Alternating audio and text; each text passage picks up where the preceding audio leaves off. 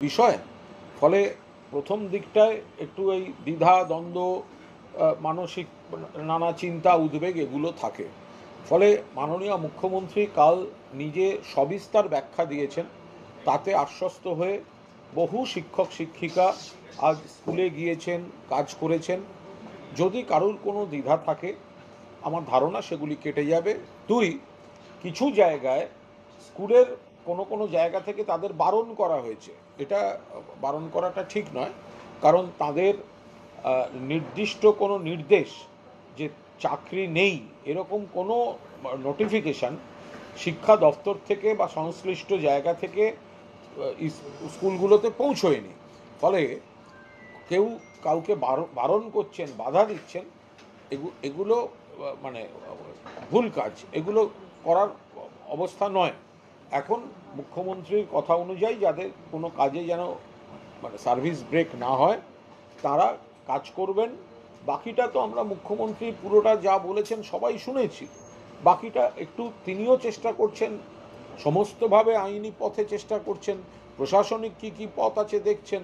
ফলে একটু সময় দেওয়া হোক। এখন একটু মানে একটা তাৎক্ষণিকতা, আকস্মিকতায় যে উদ্বেগের একটা দ্বিধা থাকে, সেটা আবার কোনো কোনো চাকরি খেকো দল তো আবার হাওয়া দিচ্ছে। ফলে মানুষের মনে কিছু কোথাও একাংশের মনে হয়তো একটু দ্বিধা দ্বন্দ্ব উদ্বেগ কাজ করছে। আমার ধারণা আস্তে আস্তে সেগুলি কেটে যাবে। এই যে সমাধান সূত্র বের করতে সুপ্রিম কোর্টের কাছে কিছুটা সময় চেয়ে এবং নির্দেশে কিছুটা বদল চেয়ে আজকে সুপ্রিম কোর্টের দ্বারস্থ হয়েছে মধ্যশিক্ষা পর্ষদ। হ্যাঁ, মধ্যশিক্ষা পর্ষদ তাঁদের করণীয় তারা করেছেন, এটা নিয়ে আমরা তো রাজনৈতিক দলের কোনো মন্তব্য নেই। তার কারণ সুপ্রিম কোর্টের এই রায় যেমন 26,000 প্রায় শিক্ষক শিক্ষিকা শিক্ষাকর্মী বিপন্ন, পাশাপাশি শিক্ষা ব্যবস্থা, স্কুল চলবে কী করে, পড়াবে কী করে, খাতা দেখবে কে, মানে শিক্ষাকর্মীদের কাজগুলো তাহলে কে করবে। তো মধ্যশিক্ষা পর্ষদ সেই বিষয়ে একেবারে উপযুক্ত প্রশ্নগুলি নিয়ে, যথাযথ প্রশ্নগুলি নিয়ে তারা তাদের আবেদন রেখেছেন। আমরা আশা করব এই গ্রাউন্ড রিয়েলিটি, বাস্তব সমস্যাগুলো মহামান্য সুপ্রিম কোর্ট বিবেচনা করবেন। আগামী 21 তারিখ ওয়েটিং চাকরি প্রার্থী অরাজনৈতিকভাবে নবান্ন অভিযান ডাক দিয়েছে। দেখুন, যাদের যন্ত্রণা আছে, যারা যোগ্য অথচ নানা জটিলতায় চাকরি যাদের আটকে গেছে, তারা যদি কোনো কর্মসূচি নেন তার উপর দাঁড়িয়ে তো কোনো মন্তব্য করা যায় না। যারা যন্ত্রণায় আছেন তাদের গণতান্ত্রিক অধিকার রয়েছে তাদের প্রতিবাদ বা দাবিটাকে নথিভুক্ত করার। এবার তারাও অনেকেই জানেন, তাদের অনেকগুলি গ্রুপ জানেন কিভাবে মুখ্যমন্ত্রী চাকরি দেওয়ার চেষ্টা করেছেন এবং এই বিকাশবাবুরা মামলা করে সেগুলো এই SLST শারীরশিক্ষা কর্মশিক্ষা কিভাবে তাদেরকে আটকেছে, হ্যাঁ, কীভাবে বাধা দিয়ে ঝুলিয়ে রেখেছে। তো ফলে কর্মপ্রার্থী যারা দাবি করবেন চাকরির, তারা নিশ্চয়ই দাবি করতে পারেন, কিন্তু তারা অনেকে জানেন যে এটা মুখ্যমন্ত্রী জট খুলতে যতটা আগ্রহী, সেখানে বিরোধীরা কিভাবে আইনি জট তৈরি করে রেখেছে, তো সেটা তারাও জানেন। তবে তারা যেহেতু দীর্ঘদিন ধরে যোগ্য প্রার্থী, তারা তাদেরও একটা তাদের জীবনের দাবি, তাদের জীবন যুদ্ধ।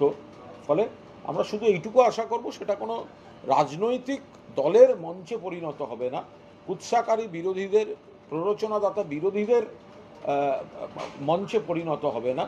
এর বাইরে যারা কোনো কষ্টে আছেন তারা গণতান্ত্রিক রাজ্যে কোনো গণতান্ত্রিক কর্মসূচি নিতেই পারেন। SSC 26,000 হোক বা এই অতিরিক্ত শূন্য করা, এগুলো নিয়ে দীর্ঘদিন ধরে তদন্তই চলছে, কিন্তু বারবার একটা অভিযোগ আছে যে দুর্নীতি যে করেছে তারা অধরা বা সে অধরা। এই কতদিনে অভিযোগগুলো উঠে আসবে? তদন্ত কিন্তু দীর্ঘমেয়াদী। এ তো তাদের ব্যাপার। যাদের বিরুদ্ধে অভিযোগ ছিল অনেকে গ্রেফতার হয়েছেন, অনেকে আপনারা জানেন কারা গ্রেফতার হয়ে আছেন। তো সেগুলো তো সমস্তটাই, আর SSCর যা যা তথ্য দেওয়ার ছিল, নথি দেওয়ার ছিল, সেগুলো তো CBIকে হ্যান্ড ওভার করে দিয়েছে। বাকিটা তো CBI আর সুপ্রিম কোর্টের বিষয়। আমি আর একটা কথা বলি, মুখ্যমন্ত্রী কাল পাশে দাঁড়িয়েছেন 26,000 যারা সুপ্রিম কোর্টের রায়, যে 26,000 প্রায় বিপন্ন, মুখ্যমন্ত্রী তাদের পাশে দাঁড়িয়েছেন। পাশে দাঁড়িয়ে বলেছেন যে আপনারা স্কুলে যান, আপনারা পড়ান। এবং সেখানে তিনি বলেছেন আপনারা ধরে নিন ভলেন্টারি সার্ভিস দিচ্ছেন, এবং তারপরে তিনি বলেছেন যে আমি কোর্টের নিয়ম মেনে কথা বলছি, কোর্টের ভাষায় কথা বলছি, কেউ যদি ভলেন্টারি সার্ভিস দিতে চায় তো দিতে পারে।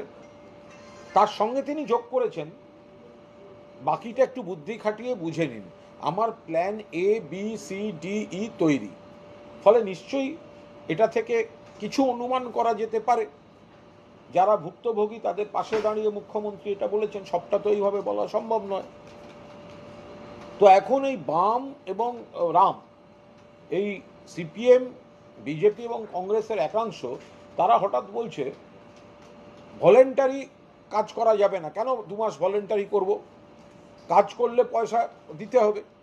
আরে মুখ্যমন্ত্রী, ভলেন্টারিটা তো একটা কোনো তাদের সমাধানের লড়াইয়ের একটা অংশ, সমাধানের জট খোলার সমাধানের লড়াইয়ের একটা পার্ট, এবং তার সঙ্গেও তিনি কিছু শব্দ যোগ করেছেন যারা যেটা বোঝার অনুমান করলে খানিকটা ধাঁচ বোঝা যাবে। কিন্তু এরা প্ররোচনা দিয়ে বলছে, এই সিপিএম আর বিজেপি, যে কেন ভলেন্টারি সার্ভিস। আমি শুধু তাদের জিজ্ঞাসা করি, আজকে আপনাদের মনে হচ্ছে এই সিপিএম আর বিজেপি, কংগ্রেসের একাংশ, আপনাদের মনে হচ্ছে যে স্কুলে গিয়ে পড়ালে কেন বেতন পাবেন না, যদিও মুখ্যমন্ত্রীর কথা বিকৃতভাবে ব্যবহার হচ্ছে। এই শব্দটার আগে, ভলেন্টারি শব্দটার আগে এবং পরে মুখ্যমন্ত্রীর কিছু শব্দ ছিল, ওরা জেনে শুনে বিকৃতভাবে প্রয়োগ করছে বলেই আমি এই প্রশ্নটা রাখছি, যে 2 মাস ভলেন্টারি বলে আপনারা একটা বিকৃত প্রচার করে যে প্ররোচনা দিচ্ছেন। তাই বামরাম শিক্ষকদের জিজ্ঞাসা করি, যখন করোনার সময় দিনের পর দিন স্কুল বন্ধ ছিল, ক্লাস নিতে হয়নি, আর অনেক রাজ্যে বেতন অনিয়মিত হয়ে গেছিল, তখন যখন মমতা বন্দ্যোপাধ্যায় এবং তার সরকার নির্দিষ্ট তারিখে পুরো বেতন দিয়েছে, স্কুল যেতে হয়নি, ক্লাস নিতে হয়নি, তখন মনে আসেনি যে পড়াচ্ছি না তাহলে বেতন নেব কেন? তাহলে বামরাম তখন বেতনগুলো নিলেন কেন, ফেরত দিলেন না কেন? আজকে যদি আপনারা একটা স্ট্র্যাটেজির একটা পার্ট, একটা আইনি রণকৌশলের একটা সমাধান সূত্র খোঁজার একটা পার্ট, যে ভলেন্টারি সার্ভিস আপনারা দিন, বাকিটা একটু বুদ্ধি খাটিয়ে আমার প্ল্যানগুলোর জন্য ওয়েট করুন, আপনারা ডিস্টর্ট করলেন করে ভলেন্টারি শব্দটা আগে দিয়ে আপনারা বললেন যে পড়ালে কেন বেতন পাবো না। তাহলে আমি সেই বামরামকে জিজ্ঞেস করছি, তাহলে পড়াতে যখন হয়নি তখন বেতনটা নিয়ে গেছিলেন কেন? কেন নিয়ে গেছিলেন? তখন মনে হয়নি স্কুল বন্ধ, চারপাশে সংকট, অসংগঠিত ক্ষেত্রের মানুষ, শ্রমজীবী মানুষ, কৃষক, তাদের উপর নানা সংকট, মুখ্যমন্ত্রী তাদের পাশে যেমন দাঁড়িয়েছেন, আপনাদেরও একদিনের